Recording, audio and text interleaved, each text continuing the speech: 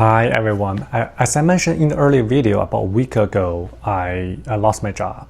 So as a dad of two kids with a dream to become financial freedom and travel the world with my family, it means every dollar I have right now and how I choose to use it matters more than ever. So in this video, I'm going to show you exactly how my money is currently allocated after the layoff and what's my strategy that's keeping us moving forward.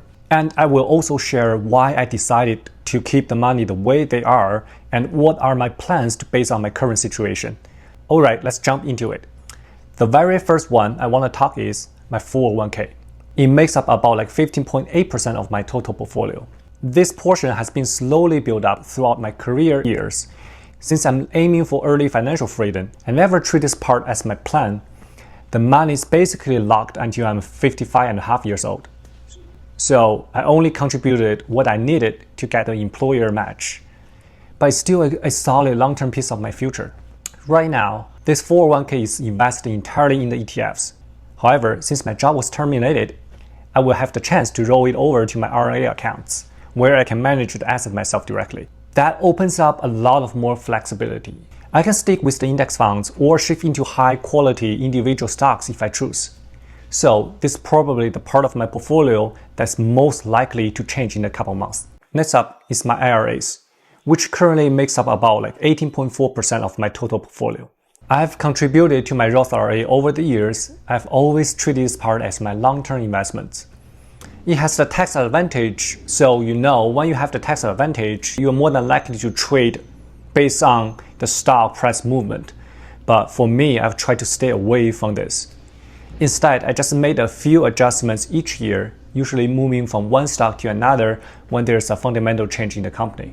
The idea is simple, let the time and the compounding do their thing. But once I roll over my 401k, this section is going to grow significantly.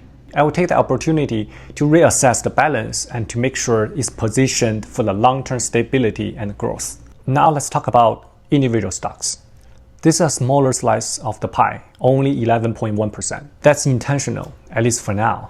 Over the years, as I gained more experience in evaluating companies, I have more confidence in picking what I believe are high-quality companies, which can really outperform over time. Take Meta, for example. It went up almost 800% from its 2022 low. Shopify jumped more than 500%, Tesla gained over 200%, and others like Amazon and AMD had similar rebounds. Of course, I won't be able to pick everything right. I had some bad investment, to be honestly, but the goal here is to beat average index return overall, around 8 to 9% over the long term. So if I can do that consistently, this portion of my portfolio could play a big role in reaching the financial freedom for me.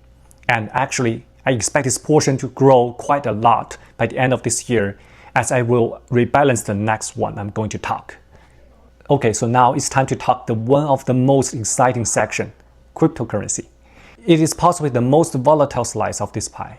It makes up 52.7% of my total investments. Actually, it surprised me when I was making this video.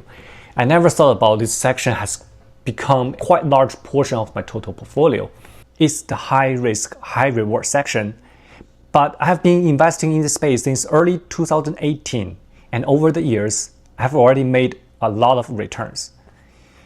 That experience has helped me build a solid understanding of the space, and I have a clear view of which projects I trust for the long run. That said, I have kept the percentage here. I'm not adding more right now, just holding through this cycle and following my exit strategy. I will break down the strategy in another video. If you'd like to hear from someone who has been through multiple cycles and still believes in the upsides, make sure to subscribe and stay tuned. And finally, the last section is cash. This may not be the most exciting slice of the pie, but right now it's one of the most important for me. I've set this portion to cover several months of living expenses, especially now without the steady paychecks. It's my piece of my money. It helped me avoid panic selling and make short-term decisions under pressure. Right now, it's only about 2.1% of my total portfolio, but that's going to change very soon. I plan to build this up significantly to support my startups and other side projects where they are still in an early, unprofitable stage. As I follow through my crypto's exit strategy, I will be moving a large portion of those gains into cash or cash equivalent, putting into high-yield saving accounts, and waiting patiently for the next opportunity. So that's my full asset allocations, where everything is right now after getting laid off. In future videos, I will talk some sections in details and will cover any moves I make, what I rebalanced, why I changed things, and how this can support me for a long run. This isn't financial advice, it's just my current investment decisions based on my current situation and goals. I hope you enjoyed this video. If you like it, please subscribe and click the like button. It really helped a laid off dad with no job and 2 kids trying to reach his financial goal. Thank you so much for watching. I will see you in the next one. Bye bye.